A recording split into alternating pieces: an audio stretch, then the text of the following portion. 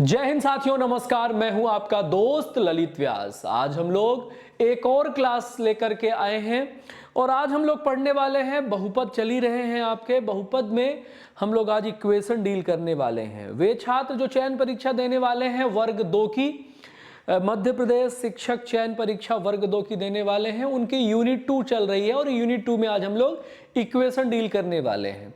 Polynomial के कुछ क्लासें हुई हैं, कुछ क्लासें जैसे कि एलसीएम और एचसीएफ जैसी चीज़ें बची हुई हैं, तो मैं किसी दिन फुर्सत में करवा दूंगा क्योंकि उससे जुड़े हुए सिलेबस में टॉपिक नहीं है, लेकिन फिर भी हम आपको उसकी जानकारी दे ही देंगे। फिलहाल हमें जल्दी से आपका सिलेबस भी डील करना है, आपको समझाना भी है, तो आज हम लोग इक्वेशन डील करने वाले हैं। फिर से बता दूं, इक्वेशन डील करने जा रहे हैं हम लोग, यानी कि ये यूनिट 2 का आपका चैप्टर चल रहा है, तो ये सबके लिए फायदेमंद है जितने भी लोग प्रतियोगी परीक्षाओं की तैयारी करते हैं। तो समीकरण होते क्या हैं आपको मैं ये समझाऊंगा। थोड़ा सा फास्ट क्लास रहेगी जिससे कि जल्दी से ये वाला जो चैप्टर है वो मैं आपको डील करवा पाऊं, समझा पाऊं। मेरे प्यारे छात्रों, आपको ये ध्यान रखना है जब कभी भी इक्वेशन की बात आएगी, इक्वेशन में अपने जो फादर ऑफ अलजेब्रा थे मोहम्मद इब्न मूसा अल-जबर अल-ख्वारिज़मी, फिर से सुन लीजिए, बहुपद के पहले ही चैप्टर में जब मैं पढ़ा रहा था तो फादर ऑफ अलजेब्रा के बारे में बात, अलजबरा इसी नाम पर पढ़ा है, मोहम्मद इब्न मूसा अल-जबर, अल-जबर से अलजबरा उठाया उन्होंने, अल-जबर अल-ख्वारिज़मी। तो अल-ख्वारिज़मी दिमाग में रखेंगे तो फादर ऑफ अलजबरा में कभी तकलीफ नहीं होगी।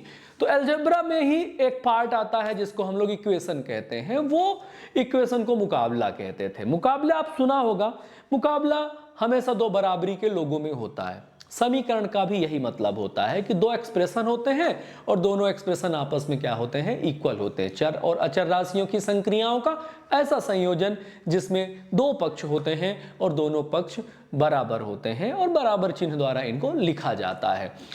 कुछ इसमें जो चर राशियां होती हैं उनके मान अनिश्चित होते हैं, तो उनके मानों को की गणना समीकरण के आधार पर की जाती है। कई प्रकार के समीकरण होते हैं, कई पदों में हो सकते हैं, कई प्रकार के वेरिएबल हो सकते हैं, कई प्रकार के इनके पावर्स होते हैं। तो आइए हम एक एक करके समीकरण डील करने जाते हैं। समीकरण के बारे में आप समझ गए, समीकरण क्या होता है।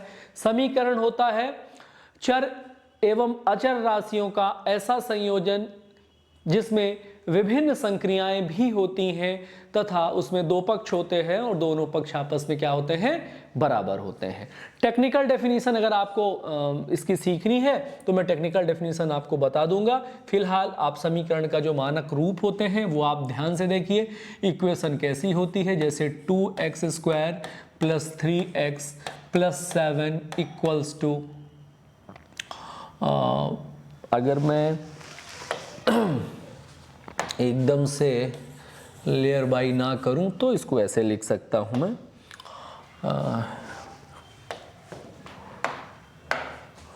=7। अब ये एक प्रकार का समीकरण है, दो पक्ष हो गए इसमें।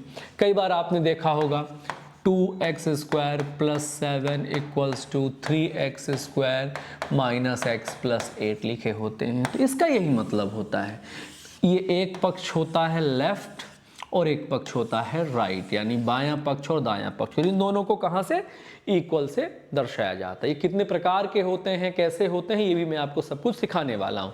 तो समीकरण का यही मतलब होता है। इसकी टेक्निकल डेफिनेशन आपको नोट करनी है तो ये वाली डेफिनेशन आप नोट कर लीजिए, ये आपके लिए है। समीकरण के बारे में बहुत ध्यान से नोट करना है आपको।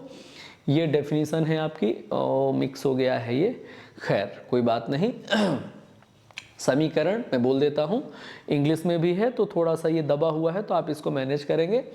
समीकरण यानी इक्वेशन एक गणितीय कथन है जिसमें दो अभिव्यक्तियों यानी एक्सप्रेशन को समान यानी इक्वल बताया जाता है। इसे इक्वल चिन्ह द्वारा व्यक्त किया जाता है। समीकरण का जो उपयोग है वो किसी समस्या को हल करने, अज्ञात मान अननोन वैल्यू का पता लगाने, विभिन्न गणितीय या भौतिक परिघटनाओं को विश्लेषित करने के लिए किया जाता है। तो स्क्रीनशॉट ले लीजिए, आप इसे मैनेज कर लेंगे। ये मिक्स हो गया है तो इसके कुछ प्रकार होते हैं, आप प्रकार देख सकते हैं। चर के आधार पर इसके प्रकार होते हैं और पावर के आधार पर इसके प्रकार होते हैं। ये मैं आपको लिख करके बता देता हूँ। चलिए देखिए, अब हम लोग इक्वेशन में प्रकार पढ़ते हैं, types of equation. Types of equation, समीकरण के प्रकार पढ़ते हैं। तो ध्यान से देखिए, समीकरण के प्रकारों को हम दो हिस्सों में बांट सकते हैं। एक हिस्सा होता है चर के आधार पर, अकॉर्डिंग टू वेरिएबल, चर के आधार पर, चर के आधार पर होता है। और जो दूसरा है, दूसरा होता है घातांक के आधार पर। दूसरा किसके आधार पर होता है? घातांक के आधार पर होता है। दूसरा घातांक के आधार पर, अकॉर्डिंग टू वेरिएबल और अकॉर्डिंग टू एक्सपोनेंट। क्लियर है? चर के आधार पर विभिन्न प्रकार होते हैं। जैसे पहला प्रकार होता है एक चरी, एक चरी, यानी एक चरी का मतलब होता है मोनो वेरिएबल, एक चरी समीकरण, एक चरी समीकरण मोनो वेरिएबल होते हैं। कैसे होते हैं? इसमें एक ही चर राशि होती है, जैसे 3x + 2 = 7, 9 या कुछ भी, यानी इसमें जो चर राशि होती है, वेरिएबल होता है, वो एक ही होता है। दूसरा होता है द्विचरी, द्विचरी बाई वेरिएबल, द्विचरी समीकरण, बाई वेरिएबल है ना, द्विचरी समीकरण होता है। तो द्विचरी समीकरण क्या होते हैं? द्विचरी समीकरण वे होते हैं जिसमें कम से कम दो वेरिएबल, कम से कम नहीं, केवल दो वेरिएबल होते हैं। जैसे अगर मैं लिखूं 3x + 2y = 7, तो ये क्या हो जाएगा बच्चा पार्टी? ये हो जाएगा आपका द्विचरी समीकरण हो जाएगा। इसमें कितने चर हैं? इसमें x और y नाम के दो चर हैं। द्विचरी के बाद तीन चरी हो जाता है, चार चरी और बहुचरी। तो जनरली हमें किस में फोकस करना है? एक चरी समीकरण में और द्विचरी समीकरण में फोकस करना है, ठीक है? क्योंकि हमारे सिलेबस में इन्हीं का काम होता है। हो कुछ भी सकता है, कितने भी चर इसमें इस्तेमाल किए जा सकते हैं। इन सब के हम मानक रूप भी धीरे से बताएंगे। पहले मैं इसको प्रकार के रूप में आपके बीच में आइडेंटिफाई करता चलता हूँ। फिर आता है घातांक के आधार पर। तो घातांक के आधार पर पहले होता है सिंगल पावर, इसको रैखिक समीकरण कहते हैं। इसको क्या कहते हैं? रैखिक समीकरण कहते हैं। ध्यान रखिएगा, घातांक के आधार पर जो पहला होता है वो होता है सिंगल पावर। तो सिंगल पावर को क्या कहते हैं बच्चा पार्टी? सिंगल पावर को हमेशा रैखिक समीकरण कहते हैं। ये रैखिक समीकरण होते हैं, रैखिक समीकरण, लीनियर इक्वेशन। इंग्लिश में क्या कहते हैं? लीनियर इक्वेशन कहते हैं रैखिक समीकरण, ठीक है ना? अब रैखिक समीकरण एक चर वाले भी हो सकते हैं और दो चर वाले भी हो सकते हैं। ये जो हमने लिखा, ये एक चर वाले रैखिक समीकरण थे और ये क्या थे? दो चर वाले रैखिक समीकरण थे, ठीक है ना? तो ये एक चर वाला रैखिक समीकरण और ये दो चर वाला। इसमें क्या होता है कि मैक्सिमम पावर जो होती है, मैक्सिमम एक्सपोनेंट ऑफ वेरिएबल, वो कितनी होती है? एक होती है। यानी कि जो घातांक है, आप देखिए इन दोनों में ही मैंने घातांक एक ही यूज करी हुई है, ठीक है? तो ये दोनों ही एग्जाम्पल आप रैखिक समीकरण के रूप में भी ले सकते हैं। वो एक वेरिएबल वाला भी हो सकता है, दो वेरिएबल वाला भी हो सकता है, तीन वेरिएबल वाला भी हो सकता है, ठीक है? तो ये लीनियर इक्वेशन होता है। लीनियर इक्वेशन में फिर से समझ लीजिए क्या होता है कि जो मैक्सिमम पावर होती है वो एक होती है। क्लियर हो गया? अब हम दूसरी बात करते हैं। दूसरा जो होता है वो होता है क्वाड्रेटिक इक्वेशन। क्या होता है? क्वाड्रेटिक इक्वेशन यानी वर्ग समीकरण, द्विघात समीकरण। वर्ग समीकरण यानी द्विघात समीकरण, वर्ग समीकरण यानी द्विघात समीकरण। अब ये द्विघात समीकरण क्या होते हैं? इसमें जो एक्सपोनेंट ऑफ वेरिएबल होता है वो दो हो जाता है ना, क्वाड्रेटिक इक्वेशन होता है ये। जैसे कि मैंने लिखा 2x² + 3x = 4। इस प्रकार का जो इक्वेशन होगा वो क्या होगा? वर्ग समीकरण होगा, क्वाड्रेटिक इक्वेशन होगा। ये भी दो प्रकार के हो सकते हैं, एक चर वाले भी हो सकते हैं और दो चर वाले भी हो सकते हैं, ठीक है? तो अपन को जो पढ़ना है, पढ़ना क्या है? जब वर्ग समीकरण हम पढ़ेंगे तो उनको एक चर वाले ही हम लोग पढ़ने वाले हैं। क्लियर हो गया? इसी प्रकार क्यूबिक इक्वेशन होता है घन समीकरण। क्यूबिक इक्वेशन यानी घन समीकरण। घन समीकरण में भी एक वेरिएबल हो सकता है, दो वेरिएबल हो सकते हैं और ज्यादा वेरिएबल हो सकते हैं, लेकिन हम अपने सिलेबस के हिसाब से क्यूबिक इक्वेशन को भी सिंगल वेरिएबल से पढ़ेंगे। इसका क्या होता है? 2x³ + 3x² + x plus 7 equals to 0। आप उधर वैल्यू भी लिख सकते हैं। ये घन समीकरण होता है, क्यूबिक इक्वेशन। फिर होता है बाइक्वाड्रेटिक। बाइक्वाड्रेटिक क्या होता है? पावर 4, यानी कि वेरिएबल की पावर 4 हो जाती है। तो क्या होता है वो होता है चतुर्घाती समीकरण होता है। क्या होता है? चतुर्घाती समीकरण होता है। अब हमें पढ़ना क्या है मेरे बच्चों? हमें पढ़ना है, बहुत ध्यान से देखिए, हमें पढ़ना है एक चरीय समीकरण, एक चर वाले रैखिक समीकरण, एक चर वाले वर्ग समीकरण, फिर द्विचरीय समीकरण। तो द्विचरीय समीकरण में हमें सिर्फ रैखिक समीकरण पढ़ना है। यानी 3 प्रकार की चीजें हमारे सिलेबस में हैं। इन 3 प्रकार की चीजों को मैं अलग से लिख देता हूं। ये 3 प्रकार की चीजें कौन सी हैं? जो पहले चीज हम लोग पढ़ेंगे वो पढ़ेंगे एक चरीय, यानी कि सिंगल वेरिएबल लीनियर इक्वेशन, रैखिक समीकरण। एक चरीय रैखिक समीकरण। क्लियर हो गया? जो दूसरी चीज हम लोग पढ़ने वाले हैं वो पढ़ने वाले हैं एक चरीय वर्ग समीकरण, क्वाड्रेटिक इक्वेशन, वर्ग समीकरण। और जो तीसरी चीज पढ़ने वाले हैं वो हम लोग पढ़ने वाले हैं एक चरीय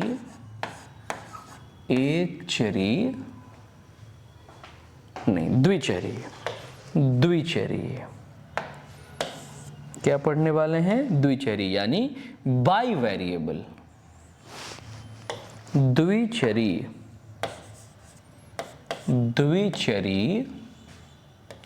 रैखिक समीकरण।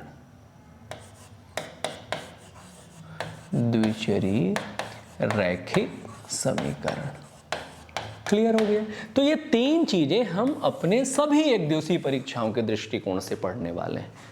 इतने में हमारा काम हो जाता है। तो एक एक करके हम इनको फिनिश करते हैं। तो पहले हेडिंग बनाइए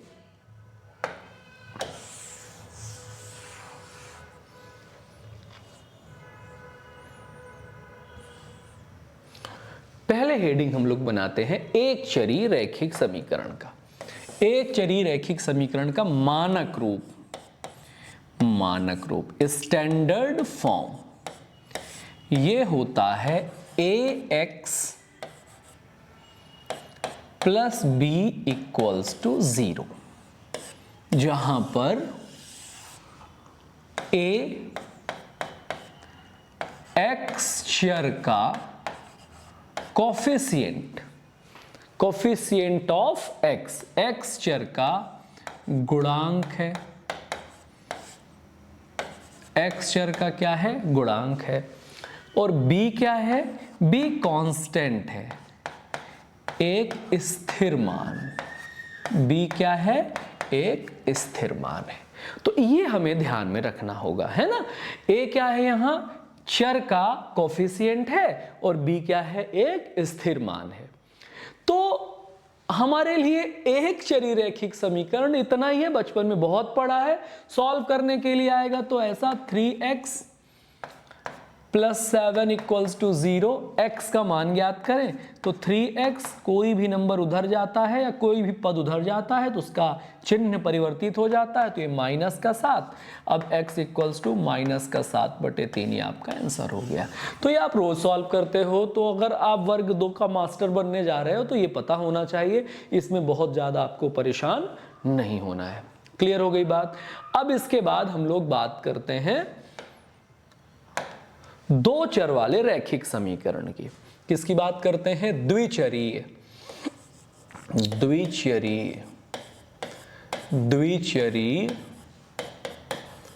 रैखिक समीकरण। द्विचरीय रैखिक समीकरण की बात करते हैं, बाई वेरिएबल इक्वेशन। तो ये जो द्विचरीय रैखिक समीकरण होते हैं, ये ध्यान रखिए, इनमें जितने भी चर होंगे समीकरण उतने ही पदों में होंगे। पदों से ध्यान आया? पदों में नहीं। जैसे मान लीजिए एक चर वाला रैखिक समीकरण है तो एक ही समीकरण में काम हो जाएगा, लेकिन अगर द्विचरीय रैखिक समीकरण है तो उसके लिए 2 समीकरणों की आवश्यकता होगी, तभी उसके मान निकाल पाना संभव होगा। त्रिचरी अगर समीकरण है तो उसके लिए 3 समीकरण देना जरूरी है, और 4 चरी समीकरण है तो उसके लिए 4 समीकरणों का होना जरूरी है। इसी प्रकार जब द्विचरी यानी कि बाई वेरिएबल इक्वेशन की हम लोग बात करते हैं तो इसमें कम से कम हमारे पास एक साथ कितने 2 समीकरण होने चाहिए, और उन दोनों समीकरणों को एक साथ हल करते हैं, इसलिए उन दोनों को युगपत समीकरण कहते हैं। मेरी बात बहुत ध्यान से सुनिएगा। हिंदी वालों ध्यान सुनिएगा। जब हम लोग 2 चरी समीकरण यानी कि बाई वेरिएबल इक्वेशन यूज करते हैं तो आप देखे होंगे, नहीं देखे हैं तो देख लीजिएगा कि 2 इक्वेशन साथ में दी जाती हैं और उन दोनों को साथ में हल करना होता है, साथ में सॉल्व करना होता है, इसलिए उन दोनों को एक साथ युगपत कहा जाता है। इंग्लिश में उसके लिए साइमल्टेनियस टर्म का यूज किया जाता है। क्लियर है? तो इसका मानक रूप में बताने वाला हूं, और साथ में ही x और y 2 अलग अलग वेरिएबल होंगे। जरूरी नहीं है कि x और y ही हो, pq हो सकता है, mn हो सकता है, rs हो सकता है, लेकिन वेरिएबल कितने होंगे? वेरिएबल 2 होंगे। ठीक है? तो वेरिएबल के मानों को निकायों के मान कहा जाता है, वैल्यू ऑफ वेरिएबल्स कहा जाता है। क्लियर हो गया? तो यहां 2 टर्म यूज होंगे। एक टर्म यूज होगा युगपत, तो परेशान नहीं होना है। युगपत का मतलब होता है दोनों समीकरणों का सहयोग और दोनों समीकरणों को एक साथ हल करना। साइमल्टेनियस इसको इंग्लिश में कहते हैं। और निकाय यानी कि x का मान और y का मान, इन्हें निकाय कहा जाता है, यानी वैल्यू ऑफ वेरिएबल। डन। अब हम लोग इसका स्टैंडर्ड फॉर्म पढ़ते हैं, जो इसका मानक रूप होता है। इसका मानक रूप होता है ax plus B Y plus C equals to 0। ये इसका मानक रूप होता है द्विचरी रैखिक समीकरण का, जहां a coefficient of x, b coefficient of y और यहां पर c कांस्टेंट है। क्लियर हो गया? यानी कि जो a है वो x का गुणांक है, जो b है वो y का गुणांक है, और c अपने आप में क्या है? स्थिरांक है, यानी कि कांस्टेंट वैल्यू है। अब इसके बाद हमने आपको बताया कि अगर द्विचरी रैखिक समीकरण है तो इनको हल करने के लिए कम से कम 2 समीकरणों का होना बेहद जरूरी है। तो इसके लिए 2 समीकरण आएंगे, a1x plus b1y plus c1 equals to 0, a2x plus b2y plus c2 equals to 0। ये इक्वेशन नंबर फर्स्ट है और ये इक्वेशन नंबर सेकंड है। मेरी बात समझ में आ रही है आपको? तो इस प्रकार से ये जो इक्वेशंस हैं, ये इक्वेशंस अब C1 C2 दोनों में या तो लेफ्ट में रहें या राइट में रहे, उससे फर्क नहीं पड़ता, बस उनके चिन्ह बदल जाएंगे। उन्हीं चिन्हों के साथ हम उनका इस्तेमाल कर लेंगे, जो भी चिन्ह वो धारण किए होंगे। तो इन दोनों को एक साथ क्या कहा जाता है मेरे प्यारे बच्चों? युगपत कहा जाता है। क्या कहा जाता है? युगपत, यानी साइमल्टेनियस कहा जाता है। क्या कहा जाता है? साइमल्टेनियस। x और y के मानों को निकायों के मान कहा जाता है। क्या कहा जाता है? निकायों के मान कहा जाता है। अब इनको हल करने की विभिन्न विधियां आपने बचपन में पढ़ी होंगी, वो विधियां पूछी जा सकती हैं। तो पहली होती है ग्राफी विधि। पहली क्या होती है? ग्राफी विधि, ग्राफिकल मेथड होता है। दूसरी विधि होती है सब्स्टिट्यूशन मेथड, प्रतिस्थापन विधि। प्रतिस्थापन विधि आप सबने यूज करी होगी बचपन में।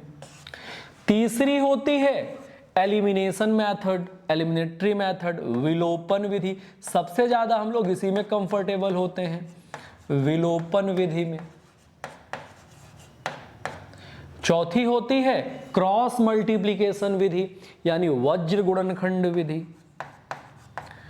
अब ये वज्र गुणनखंड विधि आई कहां से है? तो वज्र गुणनखंड विधि आई है वैदिक परावर्त्य विधि, वैदिक रिफ्लेक्शन मेथड, वैदिक परावर्त्य विधि, वैदिक परावर्त्य विधि।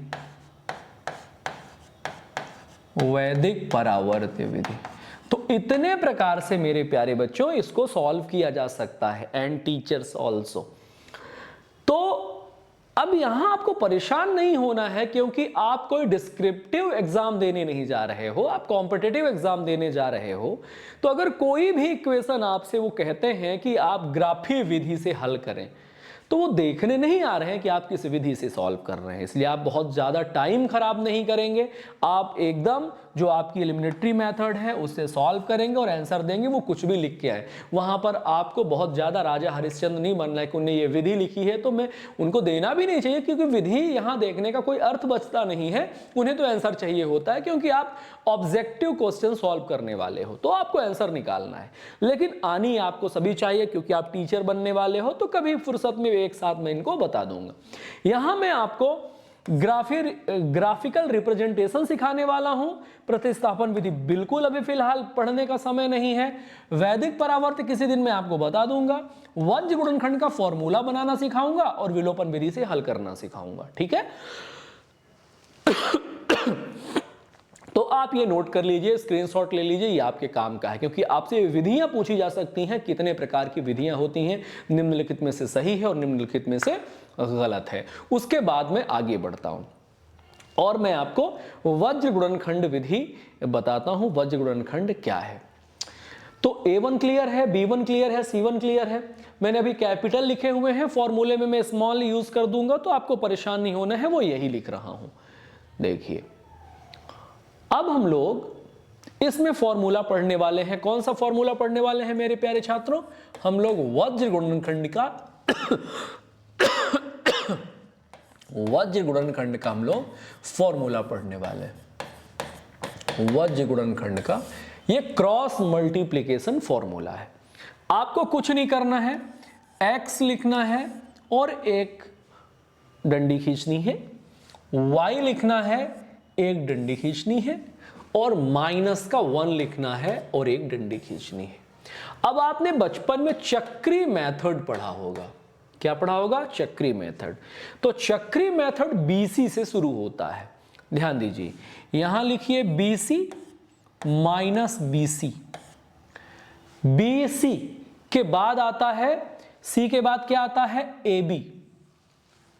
BC और BC क्लियर हो गया। उसके बाद आता है AB माइनस AB। उसके बाद आता है CA माइनस CA। अब इसमें आप लोग 1 2 2 1 1 2 2 1 इस्तेमाल कर सकते हैं। जब आप इसमें 1 2 2 1 1 2 2 1 इस्तेमाल करेंगे तो आप पाएंगे कि ये जो क्वेश्चंस हैं, ये क्वेश्चंस आप सरलता से सॉल्व कर पा रहे हैं। बहुत ध्यान से आपको देखना है और इसी के आधार पर आपको ये चीजें। BC के बाद CA Y के साथ होता है, ध्यान रखिएगा। CA मैंने अलग कर दिया है ना। CA BC के बाद CA आता है, हमने वहां AB लिख दिया है, उल्टा हो गया है। यही इसी बात का मुझे भ्रम हो रहा था।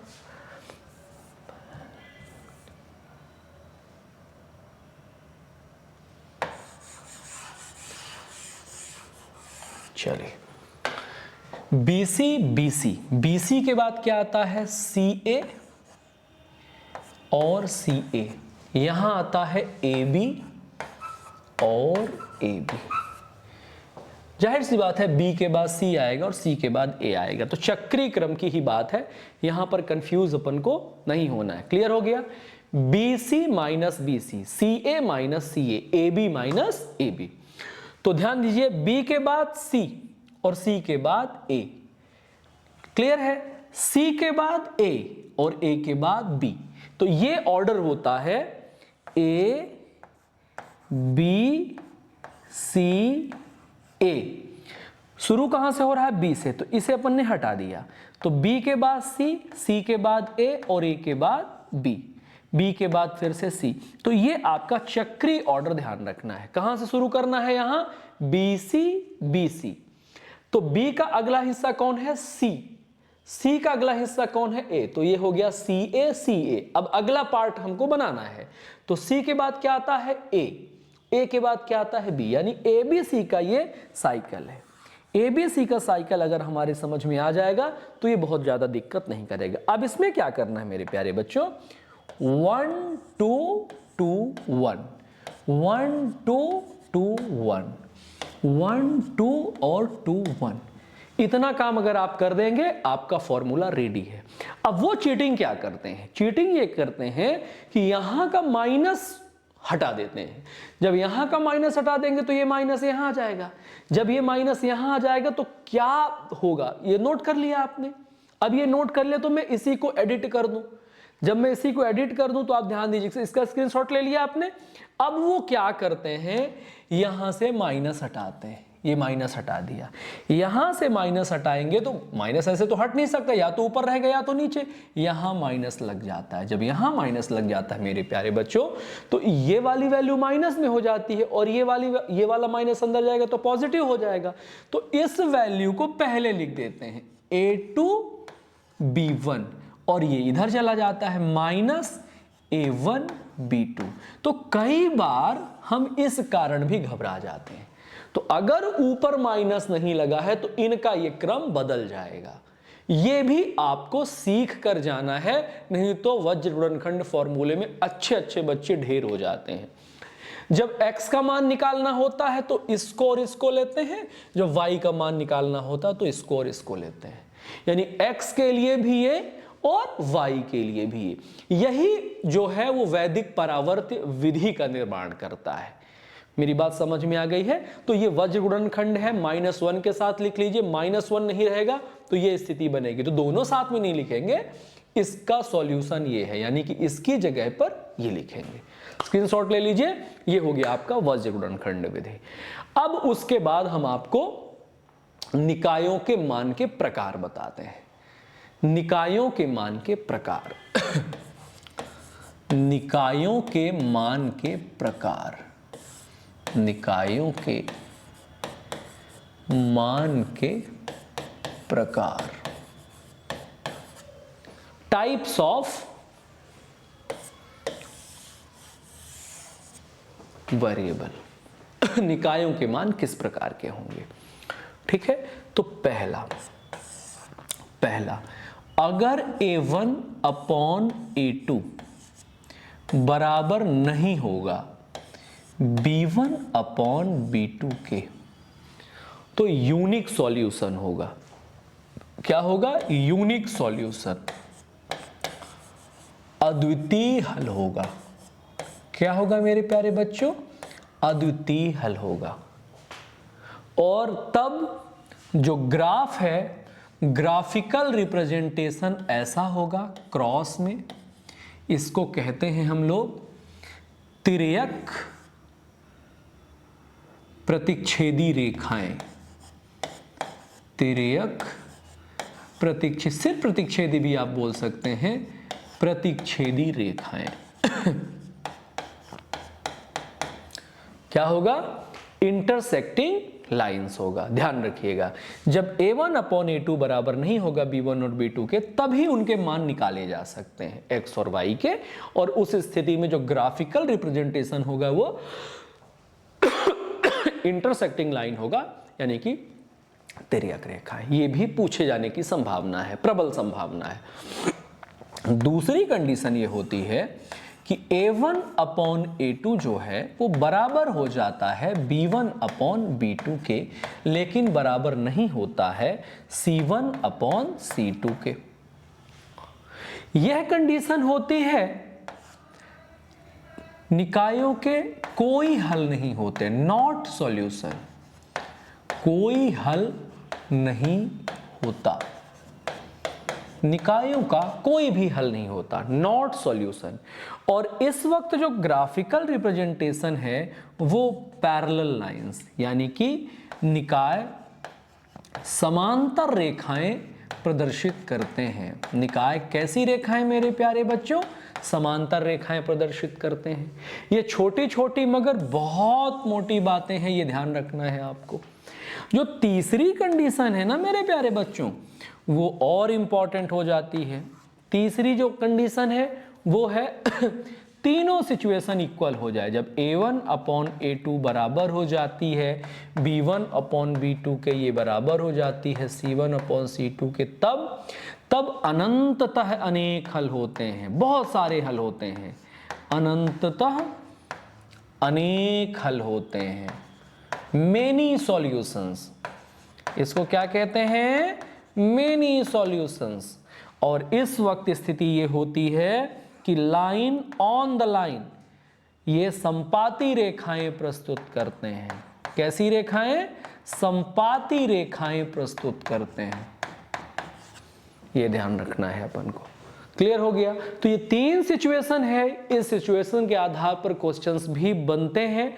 ये तीनों ही सिचुएशंस आपको पता होनी चाहिए और इनके आप बाद में हम लोग सॉल्यूशन कर लेंगे। तो फटाफट आप स्क्रीनशॉट ले लीजिए। स्क्रीनशॉट जैसे ही आप ले लेंगे, अब हम लोग आते हैं इनके कुछ एग्जाम्पल्स करने। जैसे ये एग्जाम्पल आपके सामने मैं लाया हूं, मैंने पहले ही कहा था मैं वो सारे एग्जाम्पल्स लाऊंगा जो बुक में आप पहले कभी जीवन में पढ़े होंगे। ऐसे ही क्वेश्चन एज इट इज आपसे पूछे जाएंगे। अब ये है क्वेश्चन नंबर पहला। क्वेश्चन नंबर पहला है x plus Y equals to 5, 5x minus 3y equals to 1। x के साथ अगर कोई वैल्यू नहीं लिखी है, इसका मतलब उसका कोफिशिएंट 1 है। y के साथ कोई वैल्यू नहीं लिखी है, इसका मतलब उसका कोफिशिएंट 1 है। कोफिशिएंट चिन्हों के साथ इस्तेमाल करेंगे। ये है अपना इक्वेशन नंबर 1 और ये है अपना इक्वेशन नंबर 2। इन्हीं में से हम लोग छांटेंगे A1, B1 और C1। C या तो राइट तरफ दोनों का हो या तो फिर लेफ्ट तरफ दोनों का हो। एक लेफ्ट और एक राइट हो तो नहीं चलेगा। यानी कि अगर ऐसे लिखे हुए हैं तो हम ऐसे एज इट इज यूज कर लेंगे, पक्षांतर वक्षांतर करने की जरूरत नहीं है, लेकिन एक ही तरफ होना चाहिए। ठीक है, तो हम यहां देख रहे हैं कि एक ही तरफ है। तो ये है x, x के साथ कोई वैल्यू यूज नहीं है, तो ये हो जाएगा A1 इक्वल्स टू 1। यहां भी कोई नहीं है तो B1 इक्वल्स टू 1 और C1 इक्वल्स टू 5। ये A1, B1 और C1 हो गया। क्लियर हो गया? अब यहां पर देखिए आप, यहां पर A2 इक्वल्स टू x के साथ क्या है 5, B2 इक्वल्स टू y के साथ माइनस का 3 है, चिन्ह के साथ लेना है, ठीक है ना, माइनस का 3 है। C2 कितना है? C2 सिर्फ 1 है। डील हो गई, कहानी हो गई हमारे साथ। अब इसके आगे बढ़ते हैं। अब बहुत ध्यान से देखिएगा, हमसे क्या पूछा है? हमसे पूछा है कि पता लगाइए कि निकायों के मान यूनिक सॉल्यूशन है कि मेनी सॉल्यूशन है कि नॉट सॉल्यूशन है, और अगर यूनिक सॉल्यूशन है तो फिर x और y की वैल्यू बताइए। विधि कौन सी प्रयोग करनी है? गोली मारना है अपन को तो सॉल्व करना है भैया। तो हमने A1 लिया 1 upon A1 upon A2 5 equals to B1 है 1 अपॉन माइनस का 3 इक्वल्स टू C1 है 5 अपॉन 1। क्या कोई किसी के बराबर है? ये पहले ही बराबर नहीं है तो तीसरे पे जाने की आवश्यकता थी ही नहीं। तो अगर पहली ही कंडीशन क्या है, दोनों बराबर नहीं है, तो निश्चित ही ये क्या होंगे? यूनिक सॉल्यूशन होंगे, अद्वितीय हल होंगे। क्या होंगे? अद्वितीय हल होंगे। अद्वितीय हल होंगे तो इनका ग्राफिकल रिप्रेजेंटेशन भी पूछा जा सकता है। तो अगर यूनिक सॉल्यूशन है तो ये तिर्यक रेखाएं प्रस्तुत करेंगे, और तिर्यक रेखाएं प्रस्तुत करेंगे तो x का मान और y का मान निकाला जा सकता है। तो x और y का मान निकालने का सबसे आसान तरीका क्या है? सबसे आसान तरीका है एलिमिनेटरी मेथड। तो हम लोग किसी एक को एलिमिनेट करने का ट्राई करेंगे। हमने देखा कि y के पास नेगेटिव है और यहां पॉजिटिव है, मतलब अगर हम y को बराबर कर दें तो वो एलिमिनेट हो जाएगा, चिन्ह परिवर्तन नहीं करना पड़ेगा। कुछ को भी कर सकते हैं, हम x को भी कर सकते थे, लेकिन हमें आसान तरीका ढूंढना है यहां से।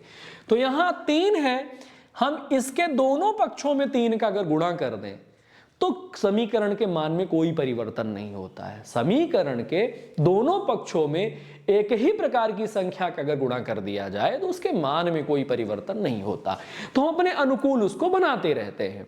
तो हमने यहां देखा 3, तो 3x plus 3y equals to 3 into 5 15 15।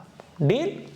इसमें कोई परिवर्तन नहीं करेंगे क्योंकि इसके y के साथ कोफिशिएंट 1 है और 1 का गुणा करने से कोई परिवर्तन नहीं होता है।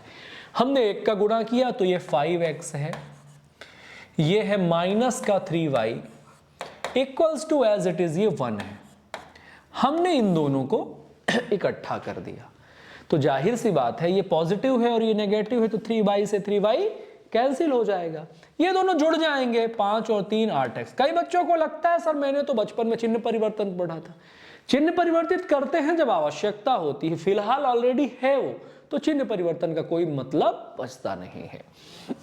यहां से गया इक्वल्स टू 15 और 1 16। डायरेक्ट x की वैल्यू कितनी आ गई, 8 से 2 बार 2 आ गई। अब इस 2 को चाहो तो इक्वेशन नंबर 1 में पलट दो, चाहो तो इक्वेशन नंबर 2 में पलट दो, तो y का मान आ जाएगा। अब यहां से जो मिला है हमें x की वैल्यू 2 इक्वेशन नंबर 1 में हम रख देते हैं। यहां इक्वेशन नंबर 1 x का मान 2 तो 2 रखा, 2 प्लस y निकालना है इक्वल्स टू 5। अब ये इसका कोफिशिएंट नहीं है, इसलिए जब उधर जाएगा तो इसका चिन्ह परिवर्तित हो जाएगा, तो y इक्वल्स टू 5 में 2 घटाएंगे और y कैंसर हो जाएगा कितना, 3। तो ये हो गया निकायों के मान। निकायों के मान केवल कब निकाले जा सकते हैं, जब a1/a2 बराबर नहीं होगा b1/b2 के, यानी कि जब अद्वितीय हल होगा, यूनिक सॉल्यूशन होगा, यानी कि ग्राफ तिरछे हो जाएंगे और कटेंगे, प्रतिच्छेद करेंगे, इंटरसेक्ट करेंगे, केवल तभी निकायों के मान निकाला जा सकता है। क्लियर हो गया। अब देखिए हम लोग क्वेश्चन नंबर 2 सॉल्व करते हैं। सबसे पहले यह पता लगाते हैं कि यह किस प्रकार का निकाय है। निकाय का पता लगाने के लिए हम गए तो देखा हमने a1 है 7/11, क्लियर है। b1/b2 -2/-3/2 तो ऊपर ही चला जाएगा, माइनस से माइनस कैंसिल हो जाएगा, तो ये होगा 7/11, ये होगा 4/3। दोनों बराबर नहीं है, यानी कि यूनिक सॉल्यूशन होगा। a1/a2 बराबर नहीं है b1/b2 के, तो क्या होंगे, यूनिक सॉल्यूशन, अद्वितीय हल। और अगर ये अद्वितीय हैं तो जाहिर सी बात है कि इनका जो ग्राफिकल रिप्रेजेंटेशन है वो क्या होगा, प्रतिच्छेदी रेखाएं। क्या होगा, इंटरसेक्टिंग लाइंस होगा, प्रतिच्छेदी। अब आपको यहां पर सॉल्व करना है, इनका x और y का मान ज्ञात करना है। x और y का मान ज्ञात करना आसान है, बिल्कुल कठिन नहीं है। देखिए कैसे सॉल्व करेंगे। हमारे पास यहां पर x का कोफिशिएंट 11 है और यहां x का कोफिशिएंट 7 है, तो इसके दोनों पक्षों में हम 11 का करेंगे। किसका करेंगे, 11 का, क्योंकि इसका 11 है, और इसके दोनों पक्षों में हम लोग 7 का करेंगे। ठीक है। जैसे ही हमने इसमें 7 का किया तो ये हो गया 7 × 7 49x। नहीं, ऊपर वाले में तो 11 का कर रहे हैं ना अपन, ऊपर वाले में तो अपन 11 का कर रहे हैं। हाँ जी, 11 × 7 77x minus 22y equals to 33। Deal. नीचे वाले में कितने का कर रहे हैं, 7 का, तो 77x minus 7 × 3 21y upon 2। Deal. Equals to 7 × 8 56। अब हमने आपको बताया था कि अगर हमारे चिन्ह हमारे अनुकूल हैं तो हम नहीं चेंज करेंगे, अनुकूल नहीं है तो चेंज करेंगे। अब हमें इसे एलिमिनेट करना है। ध्यान रखिए, चिन्ह चेंज करेंगे तो सब में करेंगे, ये माइनस, ये प्लस और ये भी माइनस, ये कैंसिल हो गया। अब इसे हम आपस में क्या करेंगे, ये प्लस है और ये माइनस, तो जाहिर सी बात है ये घट जाएगा। भिन्न जैसे सॉल्व करते हैं तो ये यहां 44 हो जाएगा, ये है ना, ये हो जाएगा 21, ये माइनस क्योंकि एलसीएम लेंगे तो 2 का तो इसमें मल्टीप्लाई हो जाएगा, है ना। ये दोनों ही y है ना, ये दोनों ही क्या है, y हैं। तो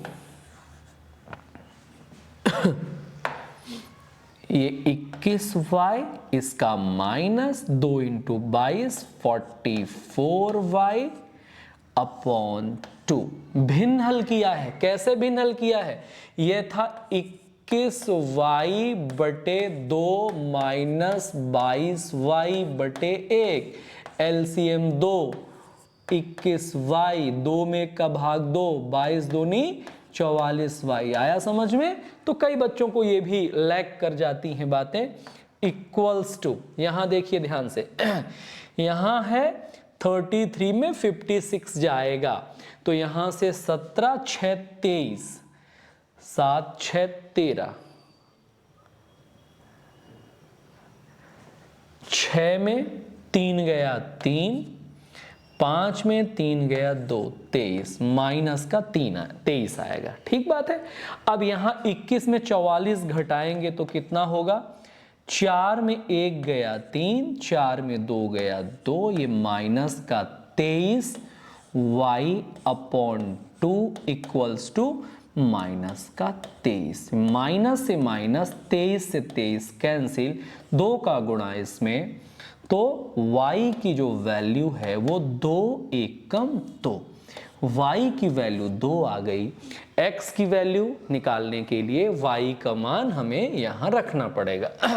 तो जब हमने यहां से y का मान उठाया और यहां 7x माइनस 2 × 2 4 इक्वल्स टू 3, तो यहां से 7x इक्वल्स टू -4 उधर जाएगा तो प्लस का 4, प्लस 4 3 7 से 7 कैंसिल, x इक्वल्स टू 1 आ जाएगा। तो ये आपकी एलिमिनेटरी मेथड पूरी की पूरी काम करेगी। अब इसके बाद x और y के मान आप निकालेंगे, मैं फटाफट आपको बताता चलूंगा कि ये किस प्रकार का सॉल्यूशन है। ठीक है, ये हो गया आपका। अगला क्वेश्चन रहा ये, तो हमें पता लगाना है कि इसके जो मान हैं वो किस किस्म के होंगे। x यानी a1 यानी 1 अपॉन a2 यानी 3, b1 यानी कि -3 और b2 यानी कि -9। ठीक है, c1 यानी कि 3 और c2 यानी कि 2।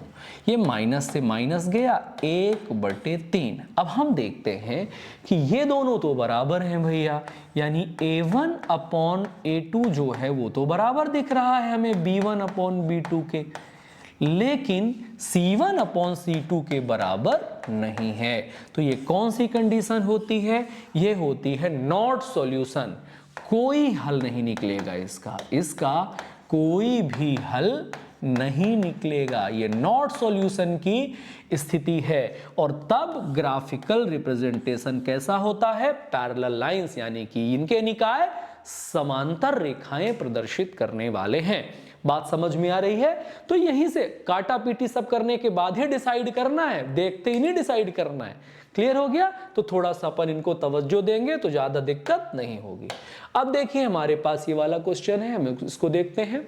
a1 हमारा 6 है, a2 हमारा 3 है, b1 हमारा -10 है, b2 हमारा -5 है, c1 हमारा 3 है, c2 हमारा 7 है। हमने इसको चेक किया, हमने देखा तो माइनस से माइनस गया, 3 1 कम 3, 3 दूनी 6, 5 1 कम 5, 5 दूनी 6। अगेन a1 अपॉन a2 बराबर दिख रहा है हमें, 2/1 ही हो गया ये। b1 अपॉन b2 के लेकिन बराबर नहीं है c1 अपॉन c2 के। इसका मतलब बिल्कुल सीधा है कि ये भी अनंत कोई भी हल नहीं, नॉट सॉल्यूशन है। और इसका भी ग्राफिकल रिप्रेजेंटेशन कैसा होना चाहिए, इसका भी ग्राफिकल रिप्रेजेंटेशन पैरेलल लाइन होना चाहिए। डन। तो आप इसको देखिए, x और y के मान आप निकाल लीजिएगा। और देखते हैं, अब देखिए ये दो क्वेश्चन है। यहां से a1 यानी 1/6, b1 यानी कि 1/6, c1 यानी कि 3/18। हमने इसको सॉल्व किया तो ये भी 1/6, तीनों बराबर हो गए। और जब तीनों बराबर हो जाते हैं इसका मतलब है a1 अपॉन a2 बराबर है b1 अपॉन b2 बराबर है c1 अपॉन c2 के। और जब तीनों ही बराबर हो जाते हैं तो मेनी सॉल्यूशंस निकलते हैं, अनंततः अनेक हल। और इसका जो रिप्रेजेंटेशन है वो कोइंसिडेंट लाइन होता है, समपाती रेखाएं होता है। क्या होता है? समपाती रेखाएं, यानी कोइंसिडेंट लाइंस होता है। ये समपाती रेखाएं प्रदर्शित करते हैं। ये कैसी रेखाएं प्रदर्शित करते हैं? समपाती रेखाएं। बात क्लियर हो गई? तो आपको इसको सॉल्व करना है ऐसे। यहां पर देखते हैं हम लोग a1 कितना है अपना, a1 11 है, a2 कितना है 22 है, ये है 13, ये है 26, ये है 17 और ये है 34। तो जब हमने इसको सॉल्व किया तो ये 2 बार चला गया, ये भी 2 बार चला गया, ये भी 2 बार चला गया, तीनों बराबर हैं। तीनों बराबर हैं मतलब मेनी सॉल्यूशंस यानी अनंततः अनेक हल होंगे और इनका भी ग्राफिकल रिप्रेजेंटेशन समपाती रेखाएं होगा, कोइंसिडेंट लाइंस होगा। x और y के मान आप निकाल ही नहीं सकते तो कैसे निकालेंगे, है ना? समपाती रेखाएं हो गया तो मतलब ही नहीं बचता। हमेशा x और y के मान कहां निकलते हैं? जहां पर वे a1 अपॉन a2 बराबर नहीं होता b1 अपॉन b2, यानी यूनिक सॉल्यूशन में ही आपको डील करना है। अब इस प्रकार का सवाल है, यानी ये 2 प्रकार का सवाल है। इस युगपत में यानी साइमल्टेनियस में हमें a का मान निकालना है 2 कंडीशन के लिए, यानी ये दोनों अलग अलग सवाल है, दोनों एक साथ नहीं आएंगे, ठीक है ना? या तो ये वाला सवाल आएगा या तो फिर ये वाला सवाल आएगा। हम पहले इसके लिए सॉल्व करते हैं। एक अद्वितीय हल हो, एक यूनिक सॉल्यूशन हो, यानी हमें यहां a का वह मान ज्ञात करना है कि जब वो उसका एक यूनिक सॉल्यूशन हो, ठीक है? तो a1 हमारा a है, a1 हमारा क्या है बच्चा पार्टी? a है, अपॉन b1 हमारा क्या है? सॉरी a2 हमारा क्या है? 3 है। इसका बराबर यूनिक सॉल्यूशन के लिए बराबर नहीं होना चाहिए b1 अपॉन b2 के। क्रॉस मल्टीप्लाई करेंगे, जैसे सॉल्व करते हो तो a से a बराबर नहीं होना चाहिए 3 के, यानी a का मान 3 के बराबर नहीं होना चाहिए, बाकी कोई भी मान चलेगा। a 3 के बराबर ना हो, बस ये ध्यान रखें, बाकी कोई भी मान चलेगा तो हमारा ये समीकरण का यूनिक सॉल्यूशन होगा। बस जैसा है वैसा का वैसा सॉल्व कर देंगे, ठीक है? लेकिन कोई भी हल ना हो, नॉट सॉल्यूशन के लिए क्या करना होता है? तो आपको तो पता है नॉट सॉल्यूशन के लिए क्या करना होता है। नॉट सॉल्यूशन के लिए अपन को पता है कि a1 जो है अपॉन a2 होना चाहिए, लेकिन ये b1 अपॉन b2 के बराबर होना चाहिए, लेकिन ये बराबर नहीं होना चाहिए c1 अपॉन c2 के। यही है। तो यहां पर हमने देखा a1 कितना है हमारा a अपॉन a2 कितना है 3, ये बराबर होना चाहिए 1/1 के, यानी कि जब हमारे a का मान 3 होगा तभी इसके क्या होंगे? कोई भी हल नहीं होंगे, नॉट सॉल्यूशन। नॉट सॉल्यूशन के लिए a की वैल्यू 3, आंसर आ गया, उसकी जरूरत ही नहीं पड़ी उसकी, क्योंकि उसकी तो वैल्यू पता थी ना पहले से, इसलिए उसकी जरूरत नहीं पड़ी। a का मान कितना होगा? अगर 3 होगा तो क्या हो जाएगा? ये कोई भी हल नहीं होगा। क्लियर हो गया? और आगे देखते हैं, और क्वेश्चंस डील करते हैं जो एग्जाम में आ सकते हैं। ये देखिए, एक इस प्रकार का क्वेश्चन एग्जाम में आपके आ सकता है, c का ऐसा मान ज्ञात करें जिसके लिए निकाय के अनंततः अनेक हल हो। अनंततः अनेक हल हो, मेनी सॉल्यूशन पूछ रहे हैं। मेनी सॉल्यूशन के लिए क्या होता है बच्चा पार्टी? a1 अपॉन a2 बराबर होता है b1 अपॉन b2 के, ये बराबर होता है c1 अपॉन c2 के। हमने यहां देखा a1 की वैल्यू c है, अपॉन a2 की वैल्यू 8 है, ये बराबर होनी चाहिए b1 यानी 2 अपॉन b2 यानी कि c, ये भी बराबर होना चाहिए c-2 अपॉन c के। दोनों को प्रूव करने के लिए यूज करना है, लेकिन पहली वैल्यू मुझे आसान लग रही है ना, तो हम आसानी से इसको सॉल्व कर लेंगे, क्या मसला है? सीधे आसानी से सॉल्व किया, ये हो गया c का square equals to 16, c equals to किसका होता है? 4 का, लेकिन ये 4 प्लस और माइनस में है, ये 4 किस में है, प्लस और माइनस। अब ये कैसे डिसाइड हो कि 4, कभी भी किसी भी वैल्यू का अंडर रूट निकलता है तो उसके प्लस और माइनस 2 आंसर होते हैं, एक को अल्फा एक को बीटा कहते हैं। वर्ग समीकरण जब हम लोग अगले दिन डिस्कस करेंगे तो हम बताएंगे। तो अब इसके लिए आपको या तो इसका सहयोग लेना पड़ेगा या इसका सहयोग लेना पड़ेगा, यानी कि इन दोनों की हेल्प लेनी पड़ेगी। तो हमने इन दोनों की हेल्प ले ली, तो यहाँ c से c क्या कर दिया, हमने कैंसिल कर दिया। हमने c से c जब कैंसिल कर दिया तो बचा कितना, हमने इन दोनों की हेल्प ले ली, है ना। अब यहाँ से बचा हमारे पास 2 = c - 2। क्लियर है, 2 इधर आ जाएगा, c बराबर प्लस का 4, यानी कि प्लस माइनस की बजाय दोनों में कौन सी कंडीशन सूट हो रही है, दोनों में ये प्लस का 4, यानी हमारा आंसर होगा जो वो c = प्लस का 4 होगा, नॉट माइनस का 4। आपके ऑप्शन में प्लस माइनस 4 भी रहेगा, प्लस का 4 रहेगा, माइनस का 4 रहेगा, नन ऑफ दिस रहेगा, यही आंसर होगा आपका। तो आप घबराइएगा नहीं, आप दोनों कंडीशन में जो कॉमन होगा, और दोनों कंडीशन में क्या कॉमन है, प्लस का 4 ही आप आंसर करके आएंगे। तो जो द्विचरीय समीकरण है, जो साइमल्टेनियस के क्वेश्चन है, वो यही बनने वाले हैं, घबराने की बिल्कुल जरूरत नहीं है, उतनी विधियां नहीं सीखनी है आपको। एक वज्र गुणनखंड का फॉर्मूला आप बिल्कुल एक बार और मैं बता देता हूं। वज्र गुणनखंड के फॉर्मूले के लिए अपन को क्या करना है, जल्दी से ध्यान दीजिए सभी लोग। वज्र गुणनखंड के फॉर्मूले के लिए अपन को पहले x डील करना है, फिर y डील करना है, फिर -1 है तो -1 डील करना है, नहीं भी है तो भी। यहां से शुरू करना है BC माइनस BC, यहां CA - CA, और यहां AB माइनस AB। क्लियर हो गया। यहां 1 2 2 1 1 2 2 1 1 2 2 1, और अगर ये, और यहां हर जगह क्या लगेगा, बराबर। और अगर ये -1 नहीं दिया, सिर्फ 1 दिया, तो पलट देना, A2 B1 minus A1 B2 कर देना है। तो ये आपका वज्र गुणनखंड हो जाएगा। सिर्फ इतना पढ़ के जाओगे, आपको मैं बता रहा हूं सारे क्वेश्चंस आपके आसानी से बन जाएंगे। इन समीकरणों को आपको सॉल्व करना है। ये जो समीकरण है आप इसका स्क्रीनशॉट ले लीजिए, इनको आपको सॉल्व करिए, कमेंट बॉक्स में आंसर करिए, और बताइए क्लासेस कैसी चल रही हैं, और सभी मित्रों को फटाफट बताइए ना जल्दी से। उनको मास्टर बनाने की जिम्मेदारी हमारी है, सभी को टीचर बना करके छोड़ूंगा, लेकिन उसके लिए आपको थोड़ा मनोबल बढ़ाने के लिए ज़्यादा से ज़्यादा लोगों तक जब प्रचारित करेंगे आप ना, तो हमारा मनोबल बढ़ेगा। फ्री ऑफ कॉस्ट पढ़ाने का इतना तो रिवॉर्ड दे ही सकते हैं ना। आपकी कमेंट में आप लिखिए कि आपको कैसा लग रहा है, कमेंट में आप आंसर्स करिए जो मैं होमवर्क देता हूं, और डेली का डेली आप पढ़िए। आपको मैं 10-15 दिन में 8 यूनिट ऐसे रपटेदार बना दूंगा कि आपको ताज्जुब होगा। चलिए हम लोग मिलते हैं अगली क्लास में, अपना ख्याल रखिए, बहुत बहुत धन्यवाद, शुक्रिया।